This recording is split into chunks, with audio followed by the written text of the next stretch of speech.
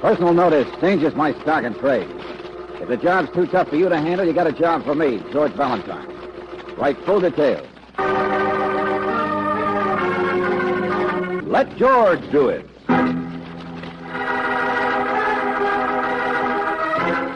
Island in the Desert. Another adventure of George Valentine.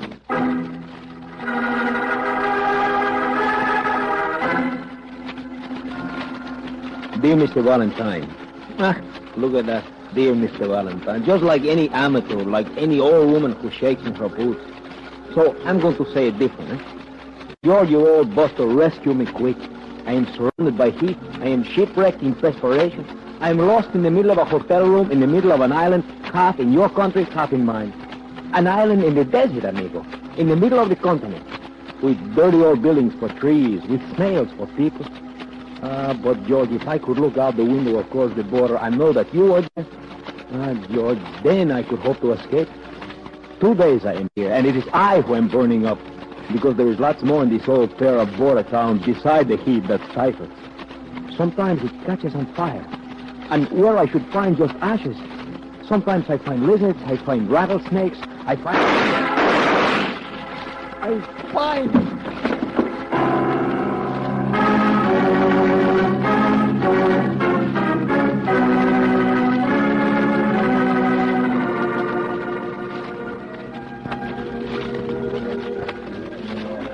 And that's all he wrote, huh?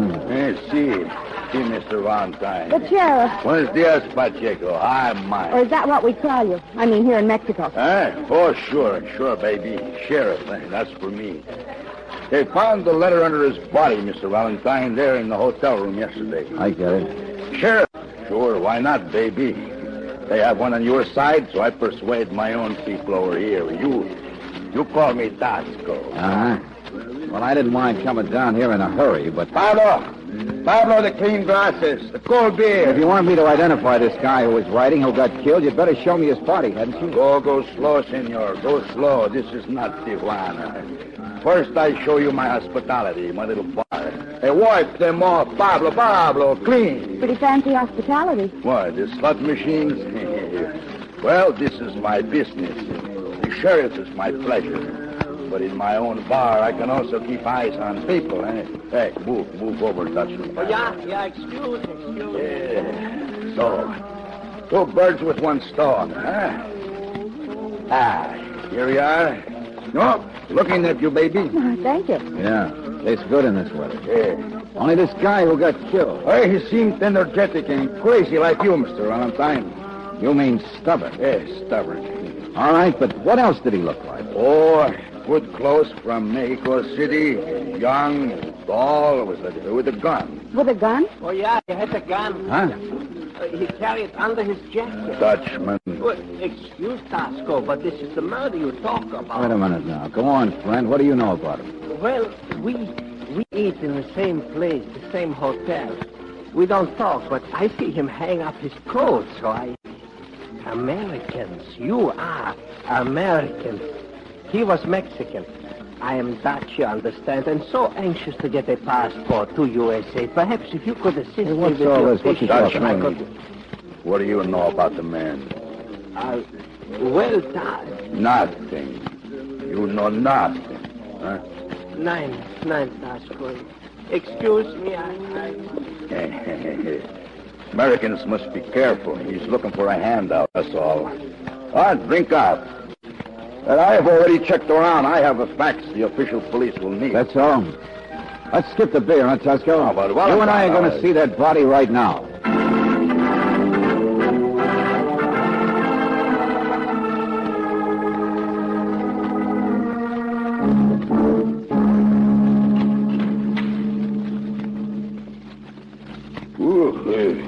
Morgue's the only cool place in town, huh? Oh, brother, you got a great sense of humor. No, I am not your reverend, only a realist. Death comes often here. Like so. That is he. Yeah. Wore a shoulder gun. Well, he never got a chance to use it. His name's Rayados, Mackie Rayados. He worked on a case together several years ago. Case? Yeah. Mackey was a private detective, one of the best ones in Mexico. Private detective? Oh, so that's who he was. Hey, my sleepy town. You must have had some idea. Didn't he have any identification on him? What have you been doing the past 24 hours? Oh, must do things easy, senor. In this heat? No identification. Just a man around town asking questions and hiding his name. The letter was all I had to find. Address you, huh? Yeah, sure. I'm just a little sore, that's all. He was a nice guy. Hey. The wheels are in motion. Don't worry. You have done your work. Now we'll do ours, senor. Well, what's the matter? Siren. Fire siren. Oh, yeah, of course, a grass fire. The rains never come, but the fire's on the American side in the hill in your town. Our engine goes to help sometimes, that is all. Don't be so nervous, so... Mackey Riedos was a fire insurance investigator. What? You heard me. He investigated fires. Well, so, in my town, that would be appropriate. The Americans say you can fry eggs on our pavement. Lasco, you just said my job was done. Now you'll do yours, is that right? Well, yes, but my hospitality... Okay, then go ahead and do it. I'm leaving, Buster. This place is too hot for me.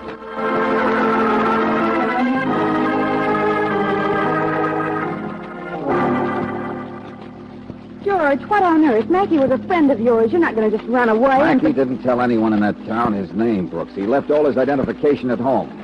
Now, why would a licensed detective do a thing like that? Don't you get it? Oh. Yeah, sure. He didn't trust anybody in this town, not even the police.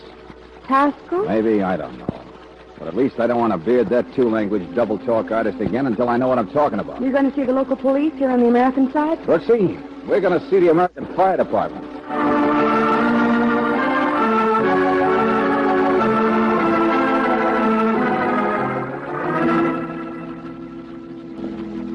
Well, there's only the three of us, Mr. Valentine, on regular. This is a small town. I see. I understand you had a grass fire a little while ago. Why, yes, Miss Brooks. Didn't amount to much, though.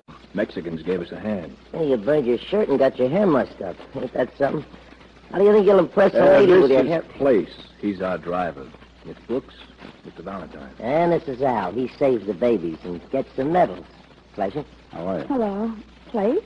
Yeah, like between winning shows, huh? Place used to be a jockey. What do you think I am now? Sure, I booted home more losers over in Caliente than you ever... Place. Mr. Valentine's here to see about a murder. Well, how much does he charge? Very funny. Now, listen to me, both of you. A friend of mine, a Mexican detective, a fire insurance outfit, was across the border on some kind of a job. Well, I saw the Mexican engine come over to help you, so I thought maybe you'd gone over there sometimes. So Mackey must have been around to ask you boys some questions. Hey, holy smoke. Tall young guy, kind of thin. Yeah, there was a young Mexican here. That's him. Dead, huh? That guy's dead. Murdered. Yeah. I'm sure he was here a couple of days ago. He said he couldn't do anything official out of his own country, but he talked to the chief, to Slim. I think it was about there being too many fires over in that town. I think Firebug was his angle. Hey, come on, Slim's already down at the boarding house. That's where we hang out, sort of a pool room, lady. Firebug. Mackey was asking questions about a firebug. Well, we never have any trouble on our side, but over there, they've had a lot of fire. Sure, Brooksy, that makes sense. Now I know why Mackey wanted me here, why he started the letter to me. What do you mean, George? Oh, my. Hey, where's the telephone? It's on the wall back in the office, sir. I'll meet you in the boarding house, that pool room.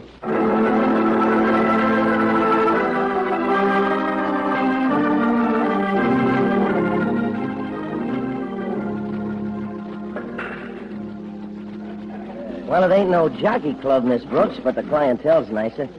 Slim here rigged up an alarm bell outside for us. Yeah, but it only rings when Place needs an excuse for missing a three-cushion shot. Now, boys, I'm retiring soon, you see, Miss Brooks.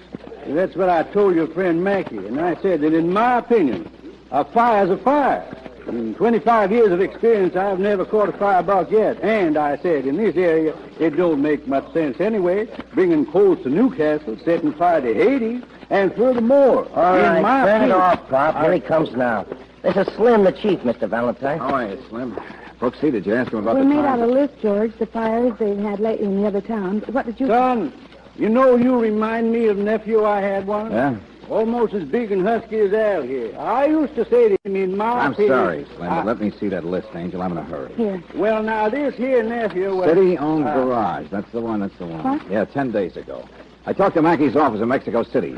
They hadn't even been notified of his death yet. But that's why they sent him up here, to investigate the burning of that garage. Well, now, I remember that one, but there sure wasn't nothing suspicious. City garage wasn't nothing but a ramshackle... Chief, it was insured for $25,000 more than it was worth. Holy smoke. City garage. You know who that means, don't you, Mr. Valentine? I mean, well, it's just like in our country. Every once in a while, a guy gets control of a city... Pascal? The one that calls himself sheriff? You should hear what the Mexicans call it. Uh-huh. I think I'll go back and see him now, Brooksy. But, George... Tasco didn't start any fire, not himself, he didn't. Well, why would Mackey want me here? When he's Mexican, the insurance is Mexican, the fires are in Mexico. Oh, no. Mackey must have found that something came from the USA. Only he couldn't do anything about it. He wasn't licensed here, so all he could do was ask questions on this side. He needed me to run down... George, the firebug. Mackey must have found out that whoever started the fire came from over here, from the United States. That's it exactly. But then why are you going I'm down... going to where the trouble happens, friend. To the place where the answers are. I got to find out what Mackey found. Son, I might be a bit of a windbag sometimes, but I'd better point out to you that your friend Mackey, he maybe found out too much. Appears to me he must have got killed for asking questions, for getting too close to something hot. Okay, Chief. I'll see how close I can get.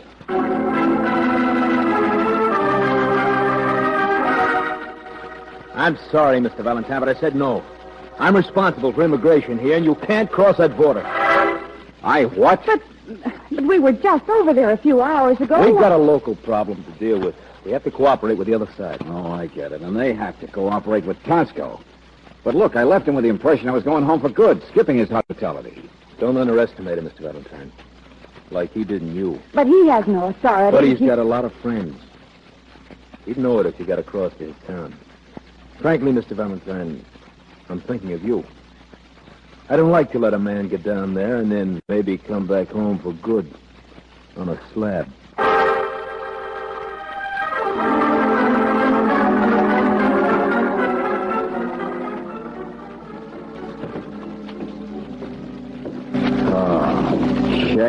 Checkmate. Oh, brother. What's the matter? Hey, listen. The bell. Oh, wait a minute. Yeah, it's smoke, Angel, on the Mexican side. Sure, that bell's the one outside the pool and the fire alarm bell. Meet me there later. George. Nobody's going to stop a fire engine, Brooksy. But I'm going across, Tosco or not. Hey, Slim, wait! You got a new fireman!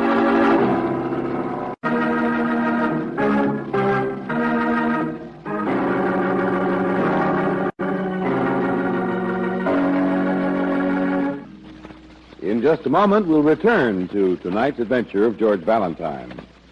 Now, back to tonight's adventure of George Valentine. You came to this double border town because your friend Mackey Rayedos, a Mexican private detective, needed your help. But before you arrived in the sleepy, sweltering place, Mackey had been murdered. Well, he wanted your help because there were things he couldn't do on the United States side of the border. And then you found that you couldn't get back into Mexico. But if your name is George Valentine, you've found an answer to the dilemma. You've remembered that no one ever stops a fire engine, at least when it's headed for a fire. That was easy as rolling off a log, Mr. Valentine. Nobody even noticed you. Well, if I roll off this truck, how do you hang on Grab to this? your bonnet, Nellie. We're rounding the last turn.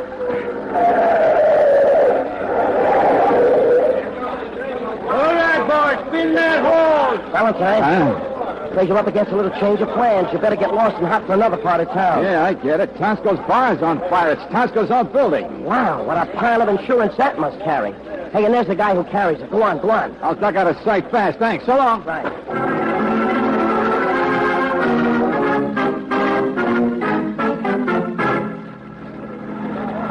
Oh, hey. Wait a minute. Oh, senor. Oh, hello, Mary. Yeah, you're one of the guys I'm looking for. You're the Dutchman who said he'd seen Mackey, the man who was murdered. I'd like to talk to you about the United States. You wanted to sell me some information, only Tosco shut you up. Well, it was nothing, really. Now, just hold it, Buster. You buttonhole all Americans. Well, Mackey apparently had it figured the guy who starts fires is American. Maybe starts them for Mexican property owners. So tell me about the Americans you see. Oh, no, let me go. I don't know anything. Hey, wait a minute, Q. On your coat here. Let go. I wondered why you were edging away. It's kerosene. It's kerosene. Okay, Mackie, we were wrong. Hey, stop that guy, will you? Get out of my way, will you? Hey, stop him. He's the one. Hey, which one? He started a fire, don't you see? Like,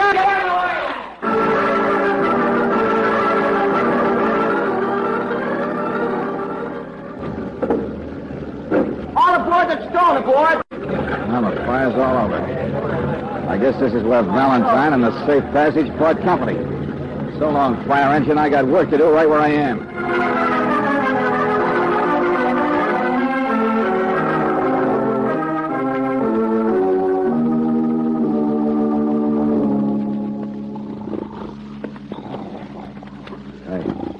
Hey, you. Wake up, will you? Hey. Si, senor. Now, look, I'm looking for somebody. Si. He's a Dutchman. Well, look, this is the Patio, isn't it? Hotel, running house, whatever you call it. Oh, si. Okay, well, does he live here? That's what I mean. Is he here? Look, there's a lady in a restaurant says he's been around for months, saving dough to get to the USA. Now, come on, tell me. No sabe. Oh, like that, huh? Yeah. Dollar mean anything to you? Si. All right, $2. Si.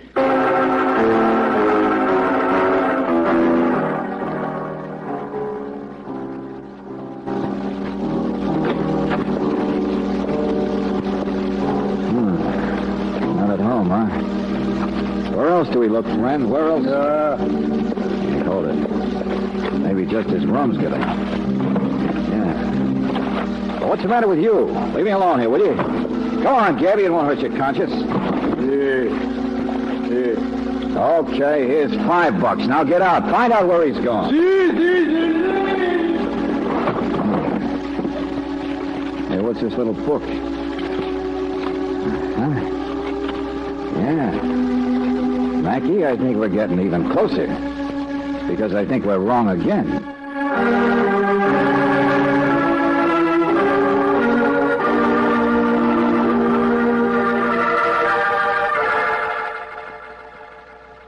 Now listen carefully, Brooksy. The Dutchman has a very interesting bank book. George, I don't understand. And yes, he's the firebug, all right. But look. But how can you be... But what? What? Hey, look, I can't hear you very well. I can hear you, but wait till I raise this mouthpiece. Is that better? Yeah. Oh, George, I was so worried Now skip about it. You're there in the firehouse, aren't you? Yes, in the office. I've been walking around outside, but I grabbed the phone the minute you rang. They've been back here for hours. Angel, you're alone there, aren't you? Well, yes. Everybody's over at the pool hall, I suppose. Brooksy, we had this whole thing figured backwards. The Dutchman's closet's full of cotton wadding and kerosene. And he's also made bank deposits on every single date they had a fire down there. Ouch. Huh? Oh, I burned my finger, that's all. George, there has been somebody in here where I am a few minutes ago. Cigarette butt still hot here on the pencil rack. I'm sorry, George. You said... Bank deposits, Brooksy. The Dutchman's been paid for starting fires. So if there's an American involved, the way Mackie figured, it's the employer, not the firebug himself. George. Angel, I know it doesn't make sense, but I checked. Every penny the Dutchman's deposited has been in American money. And wait a minute. Call you right back, Brooksy. Oh, it's you. Si.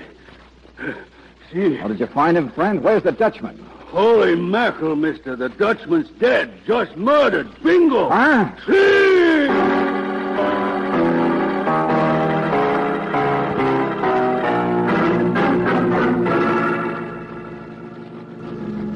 Brooksy, the Dutchman ran out of here just before I arrived. He'd received a phone call only a few minutes ago.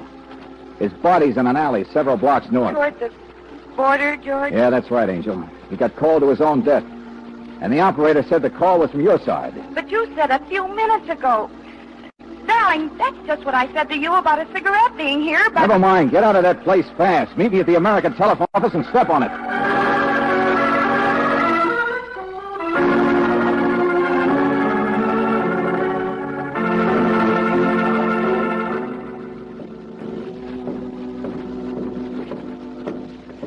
George, there's a record of all calls that go across the border, and the only one around that time to that Dutchman's number was from where we thought it was. From that phone on the wall in the firehouse. All right, come on. But, George, I was there, outside, walking around, and I didn't... I know, but it happened, didn't it? Somebody was in there to phone. Come on, let's cut through here and take a look. Yes, George, somebody, just before me, but I... Mr. Valentine, wait. Wait. Buenas noches, baby. Tosca. A little out of your bailiwick, aren't you, Big Sheriff? I explain. How long have you been around here? Come on. Since the fire. My fire. Oh, my beautiful bar. I come over. I've been looking for you, Mr. Valentine. This had better be good, Buster. I was not very helpful this morning about your friend Mackie. Say that again. Baby, please. Fire insurance investigation is an embarrassment, but not a crooked one, I'm sure. A city garage burned 10 days ago.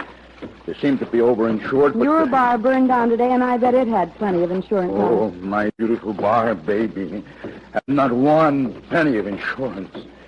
I want your help now. I'm ruined. Not one penny. George. Okay. Come on into the firehouse, into the office here.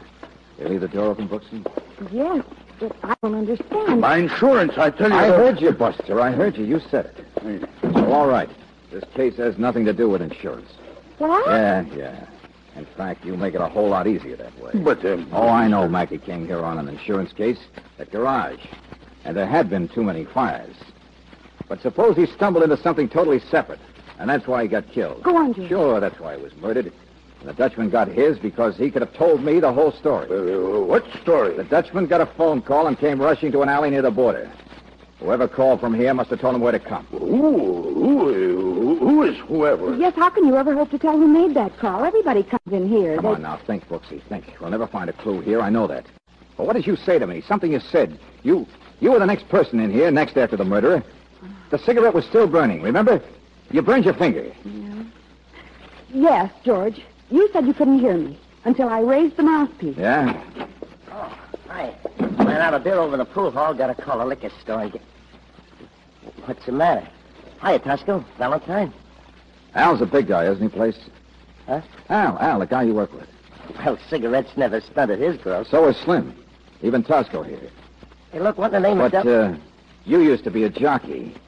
Yeah, put him home at Caliente. Drive a fire engine George, now. look, I think all of them smoke. You've been exposing yourself to the sun, Mr. Valentine. I'm sorry, Place.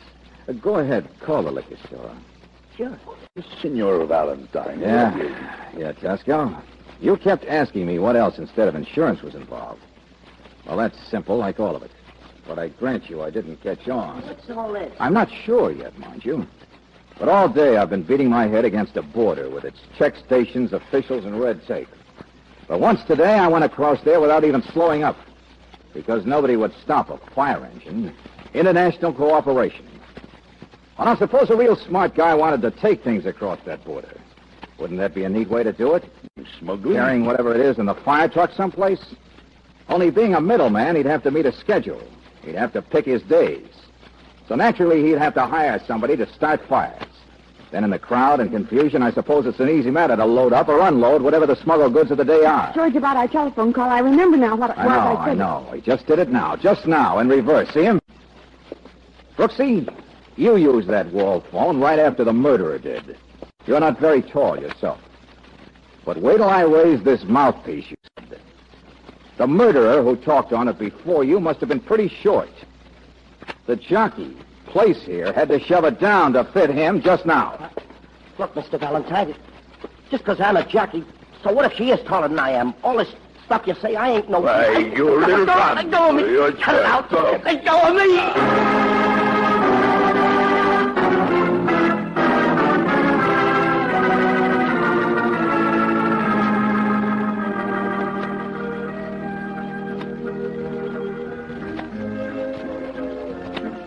Well, that's it, Sheriff. Guess you can go back to just frying eggs in your street now. Place admitted it was all true. Yeah, sure. He arranged the fires and hired the Dutchman to start them for him whenever he wanted to bring over a load or pick one up. It's so crazy, though. And if, baby, he should kill men, too. He should do this thing with Mr. Valentine breathing down his neck. Well, the heat was on, that's all. Heat like a snowball. He must have had a hot load in this truck to get rid of, so with us nosing around, it was the frying pan of the fire. He had to go ahead. Like a snowball in a frying pan, Our weather finally got him. Yes, baby, I know. He makes sense. All right, Tosco. But I don't like some of the words you use either. Oh, please, I know. The big shot's not popular, but now I will have to go back to work to build up my bar again, so I will have no time for a big talk. Well, I'm glad to hear it. But that wasn't what I meant. It's the way you keep talking to Miss Brooks. It's that word baby. So? And what is it, Mr. Valentine, you have against babies? Huh? Well, I just... That's all, George.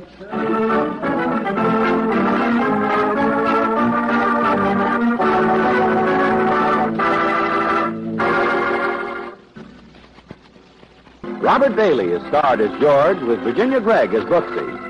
Let George Do It is written by David Victor and Jackson Gillis and directed by Don Clark. John Daner was heard as Tosco, Sidney Miller as Place, Peter Leeds as Al, Herb Butterfield as Slim, Anthony Barrett as Mackie, and Larry Dobkin as the Dutchman. The music is composed and presented by Eddie Dunstetter, your announcer, John Heaston. Listen again next week, same time, same station, to Let George Do It. This is the Mutual Don Lee Broadcasting System.